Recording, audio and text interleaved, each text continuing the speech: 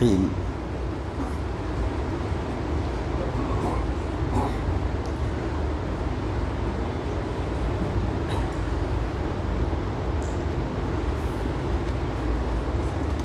آج کی تراویح میں 14ویں پارے کے 14ویں رکوع سے 15ویں پارے کے اختتام تک، یعنی مکمل 15واں پارہ 15ویں پارے تک کی تلاوت کی گئی ہے، لیکن خلاصہ ابھی ہمارا کل کا بھی تھوڑا باقی ہے۔ ابراہیم علیہ السلام نے اللہ کے حکم سے اپنی بیوی اور بچے کو لا کر مکہ کی وادی میں چھوڑا، اور وہاں پر ابراہیم علیہ السلام نے اللہ تبارک تعالیٰ سے دعا کی۔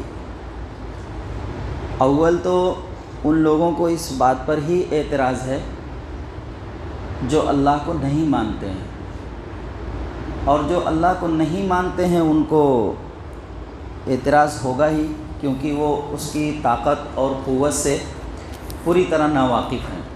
ابراہیم علیہ السلام کو تو اللہ تبارک تعالیٰ کی قدرت کا بار بار مظاہرہ ہوتا رہا ہے۔ ایک جلتے الاؤ میں جس کے قریب جانا محال ہے، اس الاؤ سے حضرت ابراہیم علیہ السلام کو اللہ تبارک تعالیٰ نے زندہ اور سلامت باہر نکالا۔ اللہ کی ایک قدرت کا مظاہرہ حضرت ابراہیم علیہ السلام کو ہوا۔ ایک بت پرست کے گھرانے میں آپ کی پیدائش ہوتی ہے، اور پھر وہاں سے ان سے مقابلہ کرتے ہوئے آپ باہر آتے ہیں۔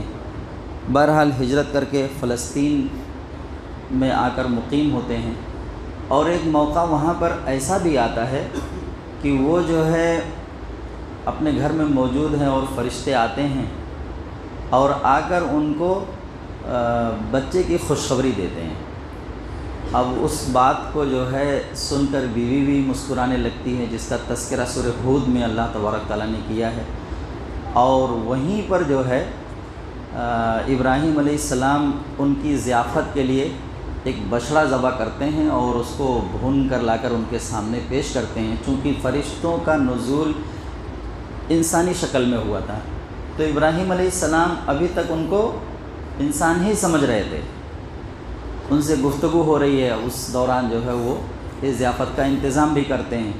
جب وہ بچڑا لا کر ان کے سامنے رکھتے ہیں تو انہوں نے جو ہے کھانے سے انکار کیا، تب جا کر یہ راز کھلا کہ یہ انسان نہیں بلکہ فرشتے ہیں، اور اپنا اگلا جو دوسرا کام ہے وہ بتلاتے ہیں کہ ہم کو بھیجا گیا ہے، ایک تو اول آپ کو بچے کی بشارت دینے کے لیے، اور دوسرے قوم لوط کو تباہ کرنے کے لیے۔ یعنی لوط علیہ السلام ان کے بھتیجے ہیں۔ سدوم ایک بستی ہوتی ہے کچھ فاصلے پر، جہاں ان کو نبوت کے منصب پر فائز کر کے وہ ذمہ داری وہاں کے لوگوں کی ہدایت کے لیے وہاں بھیجا گیا تھا۔ اب وہ قوم جو ہے ایک تو بت پرستی میں مبتلا تھی، ساتھ ہی جو ہے جنس پرستی میں بھی مبتلا تھی۔ بت پرستی اور جنس پرستی دونوں ان کے یہاں دونوں برائی پائی جاتی تھی۔ تو ابراہیم علیہ السلام جیسے ہی یہ سنتے ہیں گھبرا جاتے ہیں، اور اللہ تبارک تعالیٰ سے اللہ تعالیٰ نے کہا کہ ابراہیم جھگڑنے لگے۔ جب انہوں نے سنا کہ قوم لوط کو تباہ کرنے کے لیے یہ فرشتے آئے ہیں، تو ابراہیم علیہ السلام اب ایک جو تعلق ہے اللہ تبارک تعالیٰ سے حضرت ابراہیم علیہ السلام کو بالکل انوکھا ہی ہے، تو وہ اپنے انداز میں ابراہیم علیہ السلام اللہ تبارک تعالیٰ سے اللہ نے کہا کہ وہ جھگڑنے لگے کہ ایسا نہ کیا جائے، ابھی اس بستی کے لوگوں کو اور موقع دیا جائے۔ تو اللہ تبارک تعالیٰ نے کہا کہ اب یہ بات تو آپ کی نہیں مانی جائے گی، کیونکہ ان کا وقت اور جو موقع تھا وہ پورا ہو چکا ہے، اب یہ فرشتے آ گئے ہیں، یہ بستی ہلاک ہی کر دی جائے۔ تو ابراہیم علیہ السلام نے یہ کچھ سب اپنی آنکھوں سے دیکھا ہوا تھا، تو ابراہیم علیہ السلام کو اللہ کی ذات پر کیوں نہ بھروسہ ہو۔ اللہ تبارک تعالیٰ نے کہہ دیا کہ بیوی اور بچہ لے جا کے وہاں چھوڑ دو۔ کتنے کلومیٹر کا فاصلہ ہے؟ زمینی سفر 1500 کلومیٹر۔ اس زمانے میں جب سواریاں وغیرہ نہیں، وہی اونٹ اور گھوڑوں کا سفر، 1500 کلومیٹر دور لے جا کر بیوی اور بچے کو چھوڑ آنا، یقیناً اگر اللہ کی ذات پر بھروسہ نہ ہو تو عقل کو حیران کر دینے والی چیز ہے۔ لیکن ابراہیم علیہ السلام تو یہ سب کچھ دیکھ چکے تھے، تو وہ اللہ پر بھروسہ کیوں نہ کریں؟ اللہ کا حکم ہوا لے جا کر چھوڑ دیا، لیکن دعا کی جو وہاں پر وہ ہمارے لیے جو ہے مشعل راہ ہے کہ جب کبھی ہماری اپنی زندگی میں اس طرح کا کوئی موقع آئے تو ہمیں بھی ایسا ہی کرنا چاہیے۔ بعض مرتبہ ایسا ہوتا ہے کہ ہم بھی جو ہے اپنے بچوں کو کہیں پڑھنے کے لیے، یا بچے کمانے کے لیے جاتے ہیں، پڑھنے کے لیے جاتے ہیں، اپنے سے دور ہوتے ہیں، تو وہ عمل ہمیں بھی اپنانا چاہیے جو ابراہیم علیہ السلام نے اپنایا۔ اس میں بہت ساری دعائیں ایسی ہیں جو ہر وقت ہمارے کام آنے والی ہیں۔ ابراہیم علیہ السلام تو ایسی جگہ پر اپنی بیوی اور بچے کو چھوڑ رہے ہیں، نہ وہاں کوئی رہنے کی جگہ، بلکہ انسان تو بس ہی نہیں سکتا ہے، بس وہی بچہ اور ماں، اور کوئی ہے ہی نہیں وہاں پر، بس صرف پہاڑیاں ہی پہاڑیاں۔ تو اس موقع پر جو ہے ابراہیم علیہ السلام نے دعا کی ہے، اس لیے جو ہے کل اس کا تذکرہ بہت تفصیل سے اللہ تبارک تعالیٰ نے یہاں پر کیا ہے۔ وَإِذْ قَالَ إِبْرَاهِيمُ رَبِّ اجْعَلْ هَٰذَا الْبَلَدَ آمِنًا وَاجْنُبْنِي وَبَنِيَّ أَن نَّعْبُدَ الْأَصْنَامَ۔ سب سے پہلی دعا جو ابراہیم علیہ السلام نے کی وہ یہ ہے کہ اور یاد کرو وہ وقت جب ابراہیم نے اللہ تعالیٰ سے دعا کرتے ہوئے کہا تھا، یا رب اس شہر کو پرامن بنا دیجیے۔ ابھی شہر بسا نہیں ہے، ابھی کون ہے؟ صرف ماں اور بیٹا۔ اب یہاں پر اس دعا سے یہ پتہ چلتا ہے کہ ابراہیم علیہ السلام کو اس بات کی بھی بشارت دے دی گئی ہے کہ اب یہاں ایک شہر آباد ہونے والا ہے۔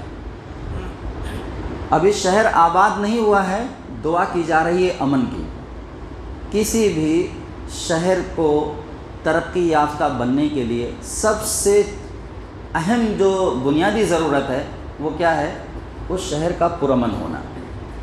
اگر شہر کے اندر امن نہیں ہے تو ترقی چاہے جتنا وہ شہر کر لے، اول تو کر ہی نہیں سکتا، اگر کر بھی لے تو اس شہر کے باشندے سکون کی زندگی نہیں گزار سکتے۔ ایک ڈر اور خوف کا ماحول ہر وقت بنا رہے گا۔ ایسے میں جو ہے اس شہر کے اندر رہنا آسان کام نہیں ہے۔ ابھی جو جنگ چھڑی ہوئی ہے، ایسے موقع پر ہر شخص خوف میں مبتلا ہے، کیا معلوم کب کہاں کس جگہ ایک گولہ آ کر گر جائے اور زندگی کا خاتمہ ہو جائے۔ تو سب سے پہلی دعا کیا کی ابراہیم علیہ السلام نے؟ امن کی دعا کی۔ امن کا ہونا بہت ضروری ہے۔ کسی بھی شہر کی ترقی کے لیے، ملک کی ترقی کے لیے امن کا ہونا بہت زیادہ ضروری ہے۔ تو سب سے پہلی دعا ابراہیم علیہ السلام نے کی کہ شہر کو امن کا شہر بنا دے، اور وہ چیز محسوس بھی ہوتی ہے، جانے والے محسوس کرتے ہیں۔ دوسری دعا ابراہیم علیہ السلام نے کی، اور مجھے اور میرے بیٹوں کو اس بات سے بچائیے کہ ہم بتوں کی پرستش کریں۔ ابراہیم علیہ السلام نے جب آنکھیں کھولی اس دنیا میں تو ایک بت پرست گھرانے میں، نہ صرف بت پرست بلکہ ابراہیم علیہ السلام کے جو والد تھے وہ بتوں کو بنایا بھی کرتے تھے۔ وہی بت پرستی اور بتوں کو بنانا، یہ ان کا بنانا اور بیچنا یہ ان کا کاروبار بھی تھا، اور مذہبی طور پر بھی اس کو اپنا رکھا تھا۔ تو ابراہیم علیہ السلام نے اللہ تعالیٰ سے دوسری دعا کی کہ مجھے اور میری اولاد کو بت پرستی سے بچا، شرک سے بچا، کسی طرح کی ایسی کوئی آمیزش میرے بیٹوں میں نہ آنے پائے۔ اگلی دعا ابراہیم علیہ السلام نے کی کہ میرے پروردگار، ان بتوں نے لوگوں کی بڑی تعداد کو گمراہ کیا، لہٰذا جو کوئی میری راہ پر چلے وہ تو میرا ہے، اور جو میرا کہنا نہ مانے تو اس کا معاملہ میں آپ پر چھوڑتا ہوں، آپ بہت بخشنے والے بڑے مہربان ہیں۔ کیا پیاری دعا ابراہیم علیہ السلام نے کی ہے۔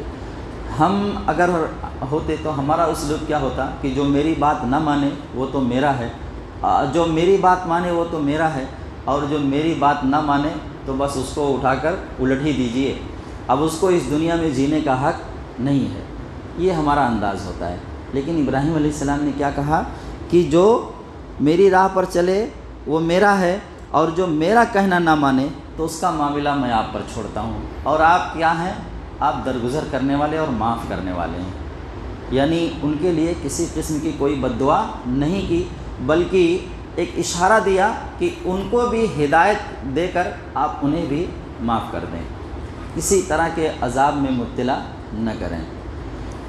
اگلی دعا ابراہیم علیہ السلام نے کی کہ اے ہمارے پروردگار، میں نے اپنی کچھ اولاد کو آپ کے حرمت والے گھر کے پاس ایک ایسی وادی میں لا بسایا ہے جس میں کوئی کھیتی نہیں ہوتی۔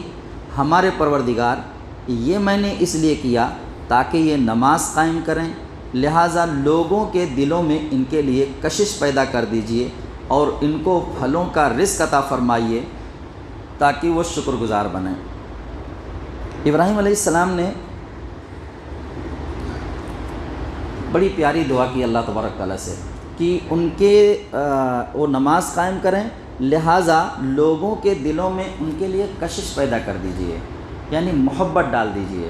خود ان کی اولاد کی مفسرین نے 2 نقطے یہاں سے نکالے ہیں، ایک تو کشش محبت پیدا کر دیجئے ان کی اولاد کی لوگوں کے دلوں میں، اور دوسرے جو یہاں پر اللہ کا گھر جو ہے اس کی محبت لوگوں کے دلوں میں ڈال دیجئے۔ اور اگر وہ نقطے کی بات لیں تو دونوں دعائیں جو ہے صاف نظر آتی ہیں کہ اللہ تبارک تعالیٰ نے کس طرح سے قبول کی۔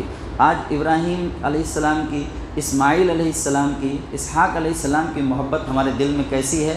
اسماعیل علیہ السلام کو جب وہ قربانی جو ہم کرتے ہیں وہ انہی کی یاد میں قربانی کرتے ہیں کہ ان کو جو ہے اللہ تبارک تعالیٰ نے بچایا اور ایک میڑا جو ہے ان کی جگہ پر ذبح کیا۔ آج ہر سال ہم جو ہے اللہ کے راستے میں جانور ذبح کرتے ہیں، یہ اسی دعا کی قبولیت کا اثر ہے، جو محبت آج ہمارے دلوں میں ان کی بیٹھی ہوئی ہے۔ اور خانہ کعبہ سے تو ایسی محبت ہمارے دلوں میں بیٹھی ہوئی ہے کہ پوری دنیا سے کھنچ کر لوگ جو ہے وہاں پر جمع ہوتے ہیں، جن کو اللہ نے وسعت دی ہے وہاں پہنچتے ہیں، اور جن کو ابھی وسعت نہیں ہے وہ بھی اپنے دل میں تمنا لیے ہوئے ہیں کہ اللہ میرے لیے بھی راستہ بنا دے، میں بھی وہاں پر پہنچ جاؤں۔ ابھی تو پچھلے دنوں 1 کروڑ سے زائد لوگ وہاں پہنچ گئے، اپنی گاڑھی کمائی محنت کا پیسہ خرچ کر کے جو ہے وہاں پر لوگ جانا چاہتے ہیں۔ یہ ابراہیم علیہ السلام کی مانگی ہوئی دعا کا اثر ہے۔ اب اس میں ہمارے لیے کیا ہے؟ اللہ تبارک تعالیٰ نے کہا کہ ان کے لیے لوگوں کے دلوں میں کشش پیدا کر دیجئے۔ ہمارے اپنے بچے بھی کبھی ہم ان کو پڑھنے کے لیے کہیں لے جا کر چھوڑتے ہیں، کبھی وہ کمانے کے لیے جاتے ہیں، تو کیا یہ ابراہیم علیہ السلام کا صرف قصہ سنایا جا رہا ہے؟ ہمارے لیے اس میں کچھ سبق نہیں ہے؟ تو جب ہم بھی اپنے بچوں کو چھوڑیں کہیں لے جا کر تو دعا کریں اللہ تبارک تعالیٰ سے کہ ان کے آس پاس ایسے لوگوں کو جمع کر دیجئے جو ان سے محبت کرنے والے ہوں۔ اب ایک بچہ آپ سے 2000 کلومیٹر دور اگر کہیں رہ رہا ہے، چاہے وہ کمانے کی نیت سے رہ رہا ہو یا پڑھائی کی نیت سے رہ رہا ہو، تو ہمارا فرض بنتا ہے کہ نہیں کہ ایسے لوگ اس کے ارد گرد جمع ہوں جو اس سے محبت کرنے والے ہوں۔ اگر اس سے نفرت کرنے والے لوگ جمع ہو گئے تب کیا ہوگا؟ پھر تو اس کے لیے وہاں رہنا، وہاں زندگی گزارنا محال ہو جائے گا۔ اور اگر محبت کرنے والے لوگ مل گئے تو پھر زندگی آسان ہو جائے گی۔ تو یہ ہمارے لیے نصیحت ہے، ایسا نہیں کہ قصہ گوئی کے لیے جو ہے صرف یہ واقعہ سنایا جا رہا ہے کہ ابراہیم علیہ السلام نے ایسا کیا، بس ہمارے لیے اس میں کچھ بھی نہیں ہے۔ اور پھر اس کے بعد اللہ تبارک تعالیٰ نے کہا اور ان کو پھلوں کا رزق عطا فرما۔ ارے وہاں تو کیا کہتے ہیں، چاول، گیہوں، جو، باجرہ تک نہیں پیدا ہو رہا ہے، اور کیا مانگا جا رہا ہے؟ پھلوں کا رزق مانگا جا رہا ہے۔ تو کیا اللہ تبارک تعالیٰ نے ان کی دعا کو رد کر دیا؟ جانے والے کہتے ہیں کہ ایسے تازہ اور فریش فروٹس وہاں پر ملتے ہیں جو اور جگہوں پر دکھائی نہیں دیتے، جو اور جگہوں پر نہیں مل پاتے۔ یہ اسی دعا کا اثر ہے۔ ہم مجبور ہیں، اللہ مجبور نہیں ہے۔ تو جو ضرورت ہو ہماری، جیسی ضرورت ہو ہماری، ہم اللہ سے مانگیں۔ وہاں تو جیسا کہ ابھی میں نے کہا کہ چاول، گیہوں تک پیدا نہیں ہو رہا ہے اور وہاں پھل مانگا جا رہا ہے، تو اللہ نے وہاں پہنچا کر دکھایا یا نہیں دکھایا؟ سب کچھ ملتا ہے یا نہیں ملتا ہے؟ جو لوگ گئے ہیں انہوں نے اپنی کھلی آنکھوں سے دیکھا ہے، سب کچھ ملتا ہے، اور ان جگہوں سے زیادہ ملتا ہے جہاں پیدا ہوتا ہے، ان جگہوں سے اچھا ملتا ہے جہاں پیدا ہوتا ہے۔ تو مجبور ہم ہو سکتے ہیں، ہمارا رب مجبور نہیں ہو سکتا۔ تو مانگنے میں کوئی حرج ہے کیا اللہ سے؟ بالکل مانگیں. ہمارے لیے دقت ہو سکتی ہے لیکن اللہ تبارک تعالیٰ کے لیے کوئی دقت نہیں ہے. وہ مجبور اور بے بس نہیں ہے. ہمارا رب مجبور اور بے بس نہیں ہے. آگے اللہ ابراہیم علیہ السلام نے کہا کہ ان کو پھلوں کا رزق عطا فرما تاکہ وہ شکر گزار بنیں. اور جب اللہ جو ہے ہمیں کوئی نعمت سے نوازے تو ہمیں کیا کرنا چاہیے؟ کیا کرنا چاہیے؟ اللہ کا شکر ادا کرنا چاہیے. اے ہمارے رب، ہم جو کام چھپ کر کرتے ہیں وہ بھی آپ کے علم میں ہے اور جو کام اعلانیہ کرتے ہیں وہ بھی. اور اللہ سے نہ زمین کی کوئی چیز چھپی ہوئی ہے نہ آسمان کی کوئی چیز. تمام تعریفیں اللہ کے لیے ہیں جس نے مجھے بڑھاپے میں اسماعیل اور اسحاق جیسے بیٹے عطا فرمائے. بے شک میرا رب بڑا دعائیں سننے والا ہے. بے شک میرا رب بڑا دعائیں سننے والا ہے. ہم کو اللہ کے رسول صلی اللہ علیہ وآلہ وسلم نے کہا الدعاء مخ العبادہ، دعا عبادت کا مغز ہے. ہم جو ہے 1.5 گھنٹہ کھڑے ہو کر تراویح پڑھتے ہیں لیکن دعا نہیں کرتے، دامن جھٹک کر چل دیتے ہیں. دعا عبادت کا مغز ہے. چھلکا تو ہم نے لے لیا، مغز چھوڑ دیا. تھوڑی دیر بیٹھ کر دعا بھی کر لیں. 1.5 گھنٹہ عبادت کی ہے ہم نے، تو تھوڑی دیر ہمارے پاس اب وقت نہیں ہے دعا کے لیے. اللہ تبارک تعالیٰ سے کرنا چاہیے نا. ابراہیم علیہ السلام مانگ رہے ہیں اللہ تبارک تعالیٰ سے اور کیا کہہ رہے ہیں کہ میرا رب بہت دعاؤں کو سننے والا ہے.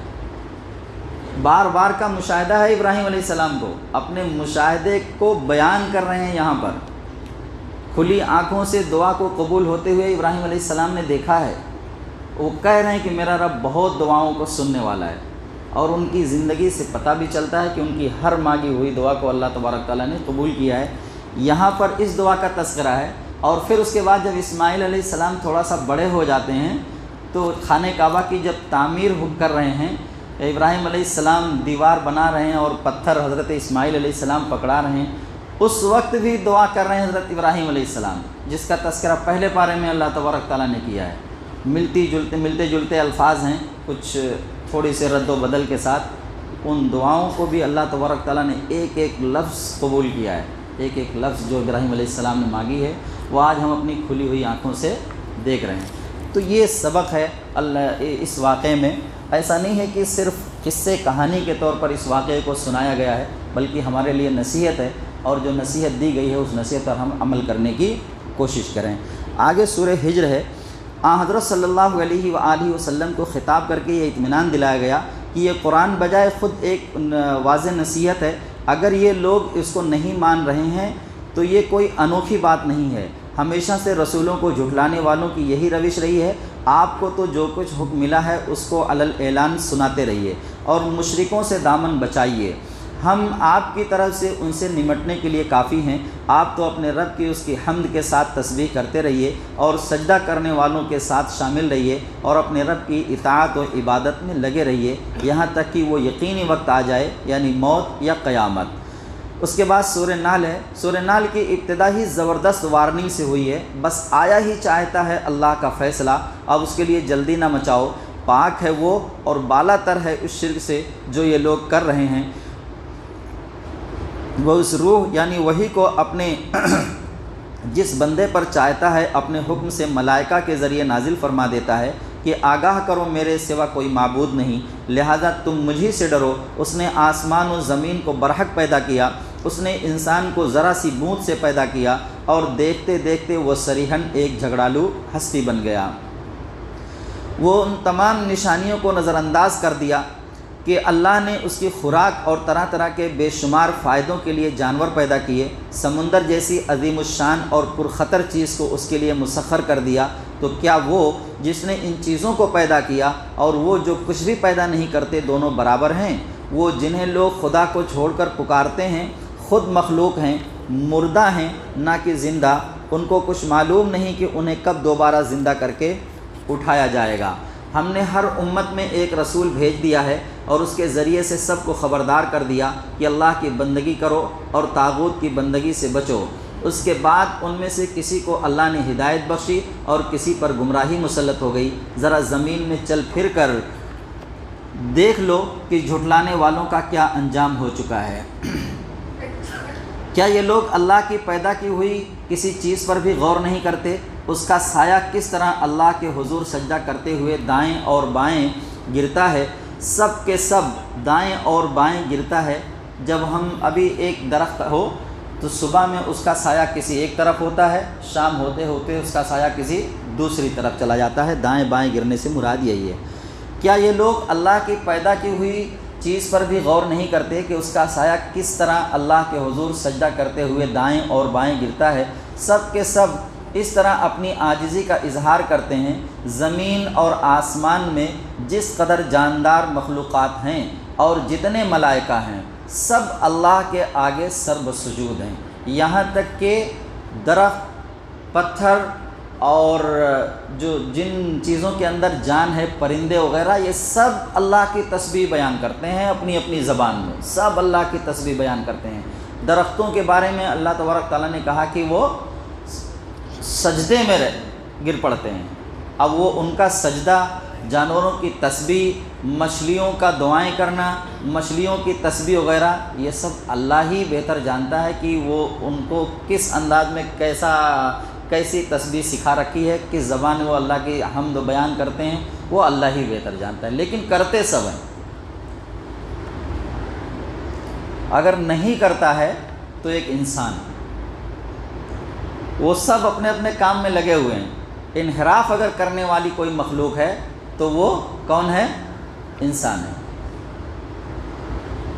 جس کو اللہ تبارک تعالیٰ نے سب سے زیادہ سمجھ بوجھ، صلاحیت سب کچھ دی ہوئی ہے، طرح طرح کی نعمتوں سے نوازا ہے، اور سب سے زیادہ منحرف ہونے والا بھی انسان ہی ہے۔ وہ ہرگز سرکشی نہیں کرتے، اپنے رب سے جو ان کے اوپر ہے ڈرتے ہیں، اور جو کچھ حکم دیا جاتا ہے اسی کے مطابق کام کرتے ہیں۔ آخرت کے انجام سے بے خوف رہنے والوں کو آگاہ کیا کہ اگر کہیں اللہ لوگوں کو ان کی زیادتیوں پر فوراً پکڑ لیا کرتا تو روئے زمین پر کسی جاندار کو زندہ نہ چھوڑتا، لیکن وہ تو سب کو ایک مقررہ وقت تک مہلت دیتا ہے، پھر وہ وقت آ جاتا ہے تو گھڑی بھر بھی آگے پیچھے نہیں ہو سکتا۔ انہی کائنات کی اشیاء میں غور و فکر کرنا چاہیے۔ مویشیوں میں بھی ایک سبق موجود ہے کہ ان کے پیٹ میں گوبر اور خون کے درمیان خالص دودھ ہم پیدا کرتے ہیں۔ کسی دودھ دینے والے جانور کو، ایک گائے جو 50 لیٹر دودھ دیتی ہے، بھینس 20 لیٹر، 25 لیٹر، 15 لیٹر، 10 لیٹر دودھ دیتی ہے، ایسے دودھ دینے والے جانور کو اگر ذبح کر دیا جائے تو 1 لیٹر دودھ بھی نہیں نکلے گا۔ کیا نکلے گا؟ خون، گوشت، گوبر، اس کے علاوہ کچھ بھی ملنے والا نہیں ہے۔ تو یہ ہمارے لیے نشانیاں ہیں یا نہیں ہیں؟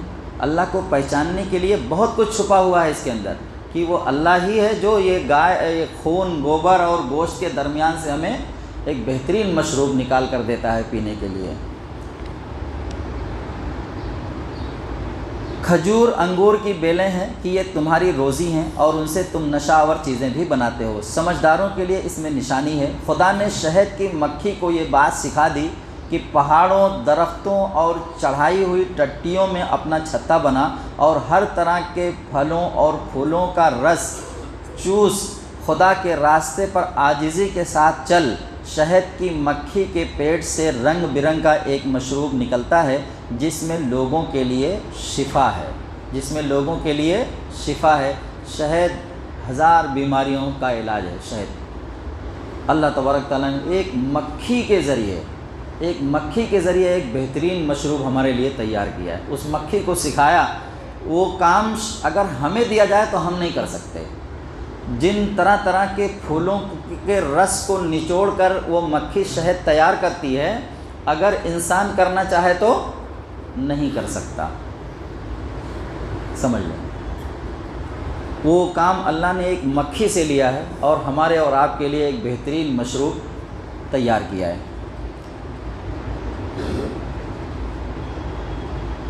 دیکھو، خدا ہی نے تم کو پیدا کیا، وہی تمہیں مارتا بھی ہے۔ تم میں سے بعض کو بدترین عمر کو پہنچا دیا جاتا ہے تاکہ سب کچھ جاننے کے بعد کچھ نہ جانے۔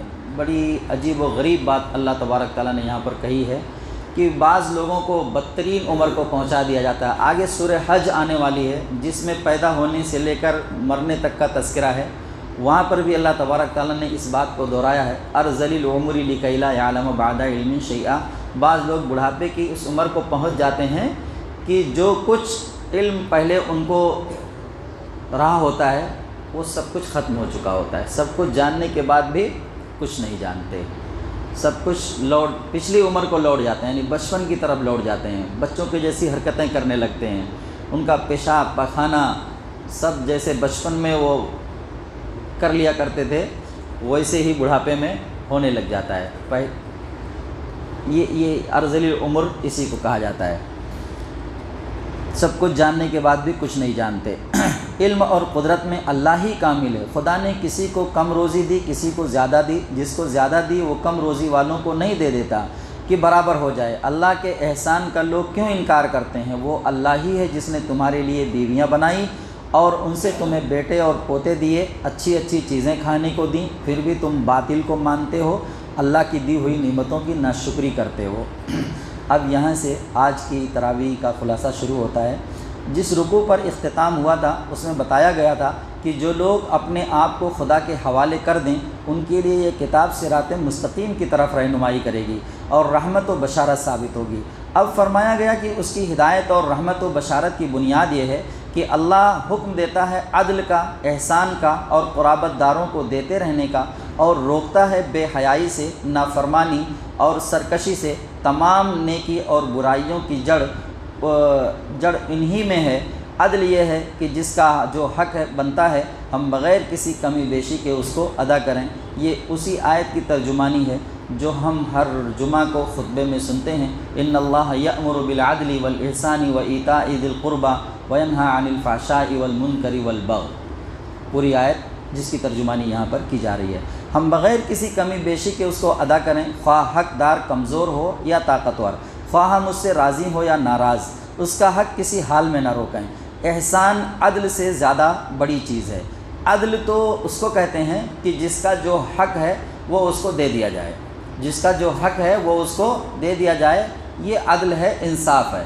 احسان کا درجہ اس سے آگے ہے کہ جو جس کا جو حق ہے وہ تو دے ہی دیا جائے، مزید اس کو اور نواز دیا جائے، یہ احسان کہلاتا ہے۔ تو اللہ تبارک تعالیٰ احسان تک پہنچانے کی بات کر رہے ہیں، یعنی ہم اپنے اخلاق کو اتنا بلند، اپنے کردار کو اتنا اعلیٰ بنائیں کہ حق ادا کرنے کے بعد احسان تک پہنچ جائیں، یعنی مزید اور نواز دیں حق سے زیادہ۔ احسان عدل سے زیادہ بڑی چیز ہے، اس لیے جو ہے نا جہاں پر والدین کے حقوق بیان کیے جاتے ہیں وہاں پر حق کا تذکرہ نہیں کیا جاتا، وہاں پر حقوق نہیں بیان کیے، وہاں پر یہ نہیں کہا جاتا یہ کرو، بلکہ سیدھا سیدھا کیا بات کہی جاتی ہے، وَقَضَىٰ رَبُّكَ، آگے آ رہی ہے آج ہی کی، ابھی آئے گی، وَقَضَىٰ رَبُّكَ أَلَّا تَعْبُدُوا إِلَّا إِيَّاهُ وَبِالْوَالِدَيْنِ إِحْسَانًا، وَبِالْوَالِدَيْنِ إِحْسَانًا، والدین کے ساتھ احسان کرو۔ اب حق ہی نہیں ادا ہو پا رہا ہے تو احسان تک کیسے پہنچیں گے؟ تو اس لیے کبھی ہم اپنے دل میں یہ خیال ہی نہ لائیں کہ ہم نے والدین کے حق کو ادا کر دیا ہے، کیونکہ وہ ادا ہی نہیں ہو پائے گا۔ اور بات احسان کی جا رہی ہے، ایک شخص اپنی ماں کو لے کر اپنے پیٹھ پر سوار کر کے طواف کرواتا ہے، حج کرواتا ہے، سعی وغیرہ کرواتا ہے، سارے مناسک ادا کرنے کے بعد آ کر حضور نبی کریم صلی اللہ علیہ وآلہ وسلم سے پوچھتا ہے کیا میں نے حق ادا کر دیا؟ تو اللہ کے رسول صلی اللہ علیہ وآلہ وسلم کیا کہتے ہیں کہ تیرے پیدا ہوتے وقت جو ایک آہ تیری ماں نے لی تھی ابھی تو اس کا بھی حق ادا نہیں ہوا۔ تو اس لیے والدین کے حقوق کو بیان کرتے وقت حقوق کی بات نہیں کی جاتی بلکہ کیا کہا جاتا ہے، سیدھا احسان کا لفظ لایا جاتا ہے، حق ادا نہیں ہو سکتا۔ رشتہ داروں پر عدل و احسان کے علاوہ مزید اپنا مال خرچ کریں، اسی طرح بدکاری، بے حیائی کے کاموں سے اور ہر اس کام سے جو ایک شریفانہ معاشرے میں اچھا نہیں سمجھا جاتا ہمیں بچنا چاہیے، اور اپنی طاقت اور اثر سے کوئی ناجائز فائدہ نہیں اٹھانا چاہیے۔ جو شخص بھی نیک عمل کرے گا، مرد ہو یا عورت، بشرطے کہ وہ مومن ہو، ہم اسے دنیا میں پاکیزہ زندگی عطا کریں گے اور آخرت میں ان کے بہترین اعمال کے مطابق بخشیں گے۔ جب بھی قرآن پڑھنے کا ارادہ ہو تو اعوذ باللہ من الشیطان الرجیم پڑھ لیا کرو، یعنی شیطان مردود سے خدا کی پناہ مانگ لیا کرو۔ اور تلاوت کرتے کرتے اگر درمیان میں کبھی کسی سے کچھ بات کرنا پڑ گیا تو جیسے ہی تلاوت شروع کریں پھر اعوذ باللہ من الشیطان الرجیم پڑھ کر تلاوت شروع کریں۔ اعوذ باللہ پڑھنا ضروری ہے، بسم اللہ تو تب پڑھنا ضروری ہے اگر کوئی تلاوت ہماری کسی سورت سے شروع ہو رہی ہو۔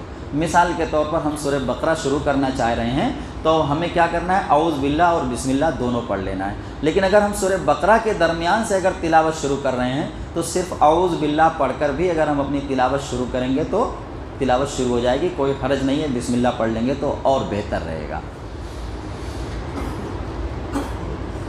کفر کا مسئلہ آیت نمبر 106 میں ہے کہ جو شخص ایمان لانے کے بعد کفر پر مجبور کیا گیا ہو اور اس کا دل ایمان پر مطمئن ہو تو جان بچانے کے لیے کفر کا کلمہ کہہ سکتا ہے، مگر جس نے دل کی رضامندی سے کفر کو قبول کر لیا اس پر اللہ کا غضب ہے اور بڑا بھاری عذاب ہے۔ آج کل جو لنچنگ کا معاملہ ہو رہا ہے، اگر مجبور کیا جائے جو کچھ وہ کہلوا رہے ہیں کہنے کے لیے تو جان بچانے کے لیے کہا جا سکتا ہے۔ اور ایک صحابی کا واقعہ بھی ہمیں ملتا ہے کہ مشرکین مکہ نے جب ان کے ساتھ زیادتی کی تو وہ جو کچھ کہلوانا چاہا سب کچھ کہا، اور اس کے بعد پریشان ہو کر حضور نبی کریم صلی اللہ علیہ وآلہ وسلم کے پاس آئے، سارا حال بیان کیا۔ اللہ کے رسول صلی اللہ علیہ وآلہ وسلم نے کہا تم اپنے دل کو کیسا پاتے ہو، یعنی اگر اپنے دل کو ایمان پر مطمئن پاتے ہو تو پھر کوئی بات نہیں ہے، اگر پھر وہ کہلوائیں گے اس طرح سے تو پھر کہہ لینا، بولے اگر پھر کہلوائیں گے پھر زیادتی کریں گے تو پھر کہہ لینا۔ لیکن آگے یہ بات کہی جا رہی ہے، تفسیر میں بھی یہ بات آئی ہے کہ ایمان کا تقاضا یہ ہے کہ ہم اس پر ڈٹے رہیں، ہم ایمان پر ڈٹے رہیں، لیکن ہر شخص کے اندر اتنی مضبوطی نہیں ہوتی، تو ایمان کو بچانے کے لیے اگر کفر ایسا کچھ کہلوا رہا ہے، زیادتی کر رہا ہے تو جان کو بچانے کے لیے ہم کہہ سکتے ہیں اگر ہم اپنے دل کو ایمان پر مطمئن پاتے ہیں تو۔ مطلب یہ ہے کہ مومن کے لیے رخصت ہے کہ اگر وہ کفار کے نرغے میں ہو اور اس سے کفر کا مطالبہ کیا جائے تو وہ کلمہ کفر کہہ سکتا ہے، بشرطے کہ ایمان پر اس کا دل مطمئن ہو۔ البتہ عزیمت یہ ہے کہ تکہ بوٹی کر دی جائے یا آگ میں جھونک دیا جائے مگر کلمہ کفر زبان پر لانا گوارا نہ کرے۔ جیسے اب وہ ایک صحابی ہیں، ان کے ساتھ زیادتی کی گئی تو انہوں نے سب کچھ کہہ دیا جو وہ کہلوانا چاہتے تھے۔ وہی حضرت بلال رضی اللہ عنہ کبھی زبان سے نہیں نکالا انہوں نے، تو انہوں نے عزیمت کی راہ اختیار کی۔ ایک صحابی اور ہیں جنہوں نے جو کہلوانا چاہا وہ انہوں نے کہہ لیا۔ تو دونوں مثالیں ہمارے سامنے صحابہ کرام کی موجود ہیں۔ اب وہ ہمارے اوپر جو ہے منحصر ہے کہ ہم اپنے آپ کو کتنا مضبوط پاتے ہیں، کتنا سہ سکتے ہیں۔ صحابہ کرام رضی اللہ عنہم کی مثالیں موجود ہیں۔ خباب بن ارد کو انگاروں پر لٹایا گیا، بلال حبشی کو زرہ پہنا کر دھوپ میں کھڑا کیا، حبیب بن زید کے جسم کا ایک ایک عضو کاٹا گیا، عمار بن یاسر کی آنکھوں کے سامنے والدین کو سخت اذیت دے کر شہید کیا گیا مگر ان حضرات نے کلمہ کفر کہنا گوارا نہ کیا۔ پھر حضرت عمار کو ناقابل برداشت اذیت دی گئی، آخرکار انہوں نے جان بچانے کے لیے وہ سب کچھ کہہ دیا جو کفار کہلوانا چاہتے تھے۔ وہ روتے ہوئے حضور صلی اللہ علیہ وآلہ وسلم کی خدمت میں آئے اور کیفیت بیان کی تو آپ نے پوچھا اپنے دل کا کیا حال پاتے ہو؟ انہوں نے عرض کیا ایمان پر پوری طرح مطمئن پاتا ہوں۔ اس پر آپ نے فرمایا اگر وہ پھر اس طرح کا ظلم کریں تو پھر یہی باتیں کہہ دینا۔ دو گروہوں کا ذکر کیا، ایک وہ جنہوں نے آخرت کے مقابلہ میں دنیا کی زندگی اور اس کے عیش و آرام کو ترجیح دی، ان کے بارے میں اللہ کا فیصلہ ہے کہ وہ انہیں سیدھا راستہ نہیں دکھائے گا اور ان کے دلوں پر، کانوں پر اور آنکھوں پر مہر لگا دے گا، لازماً یہ آخرت میں انتہائی نقصان میں رہیں گے۔ دوسرا گروہ ان لوگوں کا جو ایمان لانے کی وجہ سے ستائے گئے تو انہوں نے گھر بار چھوڑ دیے، ہجرت کی، راہ خدا میں سختیاں جھیلیں اور صبر سے کام لیا۔ ان کے لیے یقیناً تمہارا رب غفور الرحیم ہے، لوگوں کو دین کی طرف بلانے کے لیے ہدایت دی کہ اپنے رب کے راستے کی طرف حکمت اور اچھی نصیحت کے ساتھ دعوت دو، اور بحث کرنا پڑے تو اس طرح بحث کرو جو پسندیدہ ہے، یعنی غصے میں آ کر جھگڑو نہیں بلکہ دلائل کے ساتھ بات کرو، وہ پسندیدہ ہے۔ مطلب اگر دعوت دے رہے ہیں اور کوئی الجھ رہا ہے تو اللہ تبارک تعالیٰ نے کہا ادعو الی سبیل ربک بالحکمۃ والموعظۃ الحسنہ، اچھے انداز میں بات کرو، دلائل کے ساتھ بات کرو۔ اگر وہ اشتعال بھی دلا رہا ہے تب بھی اشتعال میں نہ آؤ، جھگڑنے کی پوزیشن میں نہ آؤ۔ اس طرح بحث کرو جو پسندیدہ ہے، بے شک تمہارا رب خوب جانتا ہے کہ کون اس کی راہ سے بھٹکا ہوا ہے اور کون اس کی ہدایت پر ہے۔ اگر تم کسی سے بدلہ لو تو اتنا ہی لو جتنا تمہارے ساتھ کیا گیا ہے، اور اگر تم صبر کر لو تو یہ چیز صبر کرنے والوں کے لیے بہت ہی بہتر ہے۔ اور تمہیں صبر نہیں حاصل ہو سکتا مگر اللہ ہی کے تعلق سے، اور تم ان مخالفین کی حرکتوں سے غمزدہ نہ ہو، نہ ان کی چالوں سے پریشان ہو۔ یقیناً اللہ ان کے ساتھ ہے جنہوں نے تقوی اختیار کیا اور احسان کے ساتھ کام کیا۔ اب یہاں سے سورہ بنی اسرائیل شروع ہوتی ہے، جس کا خلاصہ انشاءاللہ کل ہمارے مطالعے میں آئے گا۔ اللہ تبارک تعالیٰ سے دعا ہے کہ اللہ تعالیٰ